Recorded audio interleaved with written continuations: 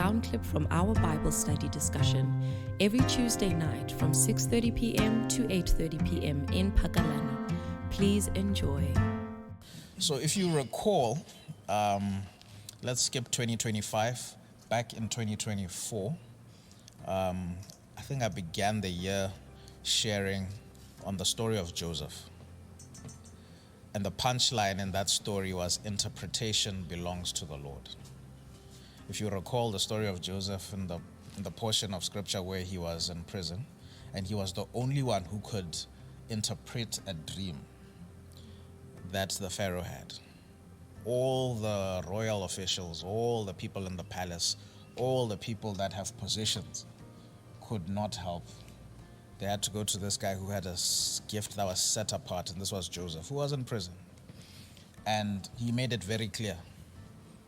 He said, it's not me, it's the Lord. Interpretations belong to the Lord. And I basically went on to say,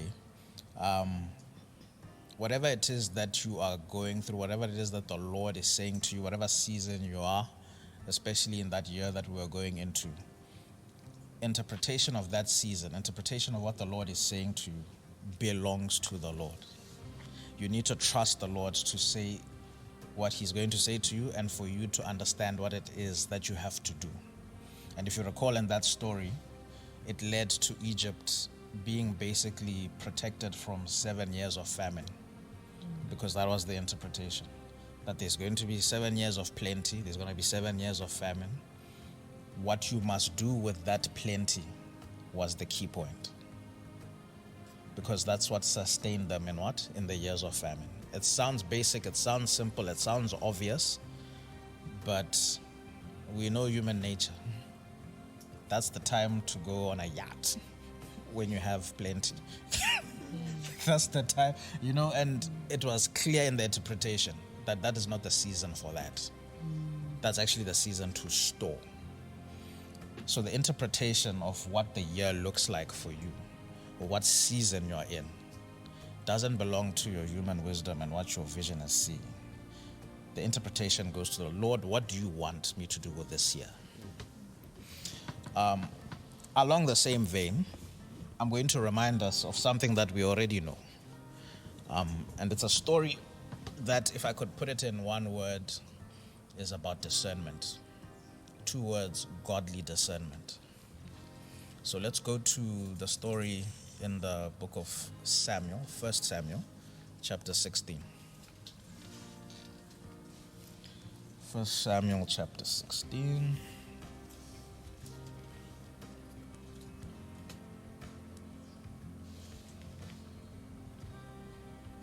Right, we're going to read from verse 1, just so that we can appreciate the full context of what's happening.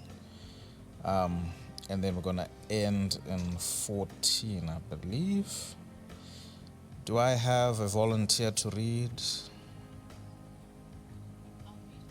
Okay, can I give you the mic for this one, though, for the benefit of the recording?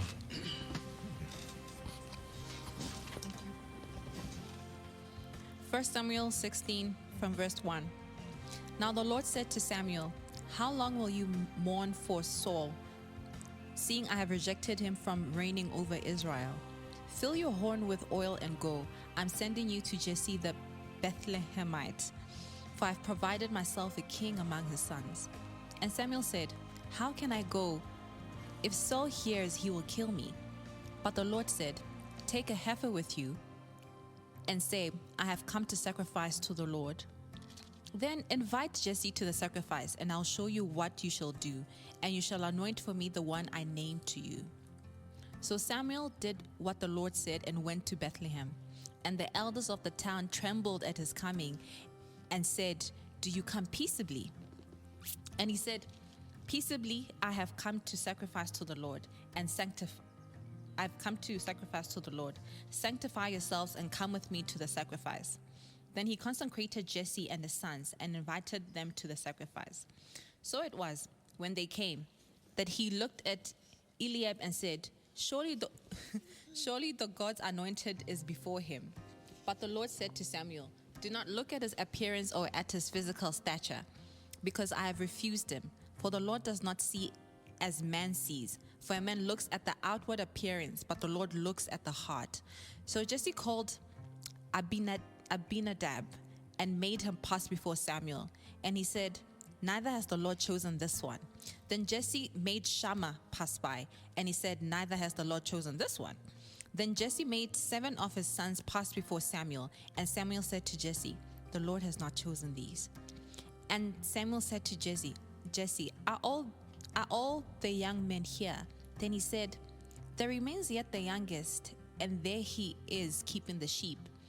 And Samuel said to Jesse, send and bring him, for we will not sit down till he comes here. So he sent and brought him in. He was ruddy and brought him in. So he sent and brought him in. Now he was ruddy with bright eyes and good looking. And the Lord said, arise, anoint him, for this is the one.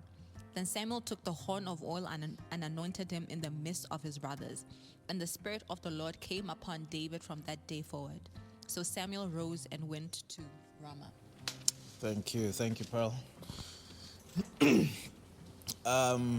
For those of you that have been in church for quite a bit, this story is not new. A lot of preaching has been done on this story. Or if somebody who's been reading the Bible, it's one of the ones that comes across because it's basically centering one of the more famous characters of the Bible. Because if you keep reading into verse 17, that's where David kills Goliath, this one who was anointed. I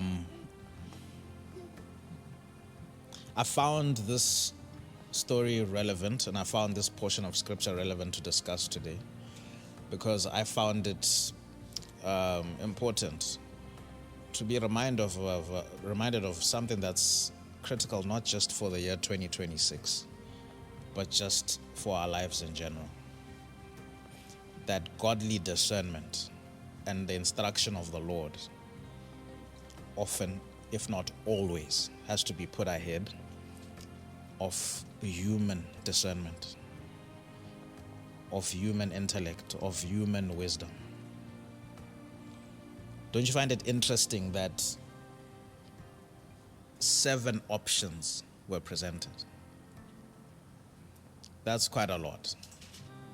7 options, 7 men that probably looked the part to be anointed king. I found it also very interesting that even the person who was presenting these people was the father. So he knows his sons, to the point that he even relegated the 8th and said, yeah, don't even show up. We're doing serious things here. Why stay with the sheep? But it took somebody who has committed his life to listening to the Lord's direction to say, it doesn't matter that I've only been given these options. The Lord is not saying any of these are the one. If you keep reading, if you read as Pearl read, he was willing to even wait in discomfort. He said, none of us are sitting down, if I'm not mistaken, until the correct person comes. I don't even know how many sons you have. I don't even know the circumstances, but I know the Lord has not chosen any of these 7. Now, I'm making it a point to mention the fact that it took somebody who's skilled and committed and devoted to hearing God. Because if you read in chapter 3 of the same 1 Samuel, this same Samuel as a boy was taken through experiences to learning God's voice.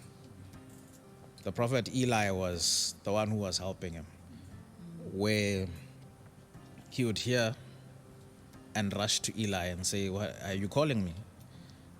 No, the Lord is actually the one calling you, is what Eli said. So even he had to learn from a child to learn God's voice, to learn and discern who God is. So I felt like this is a good way to start 2026 with a reminder that you're going to be given so many options this year. You're going to be given so many crossroads, so many paths. Not just this year, but in your life. And you owe it to yourself and your relationship with God to have a commitment to know God's choice for you and not your choice for yourself. Because if you have a look at the stakes here, this is a king that was going to be anointed of a nation. Right? I don't have to remind you what it looks like when the wrong person is in charge. What that looks like. Yeah, no. I'm not saying anything. I am not even talking which country. I'm just saying. Geopolitically, right now, we can agree there is a problem with leadership. Even if we can't agree, fine, I'll own it. I'm saying there's a problem with leadership geopolitically right now. Right?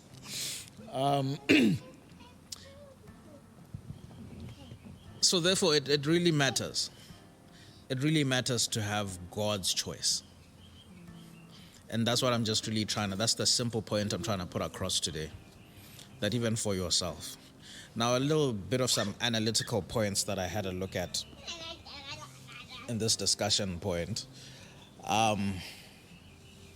You would expect somebody like Jesse, who is the father to David, to understand that, okay, this guy can be trusted to take care of the family wealth. Remember, back in that time, the livestock was the wealth.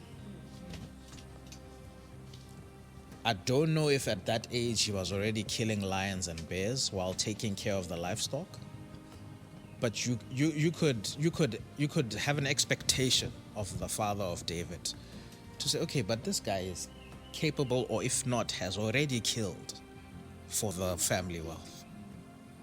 Does he not deserve to be in the lineup?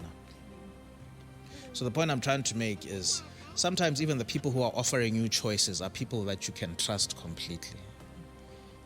And that doesn't mean you should outsource your decision making to them. You need to say, it doesn't matter if I trust my pastor and says, Brother Solomon is your husband. It doesn't matter if I trust my father because he raised me and he's saying, my child. I mean, the majority of people, if not everybody here except Shia, is over the age of 18. If not even 21. Even the law of Botswana can hang you as an adult. You are of capacity, you are of proper decision-making age. You are responsible for your life, even in the eyes of the law. And I know we place a premium on a lot of the people we trust. Mentors, parents, best friends, partners. It is never an excuse based on the story that I'm reading to trust them completely and forget about, okay, but what is God saying? Is there not another choice? My father has presented 7. My pastor has presented 7. My partner has presented 7.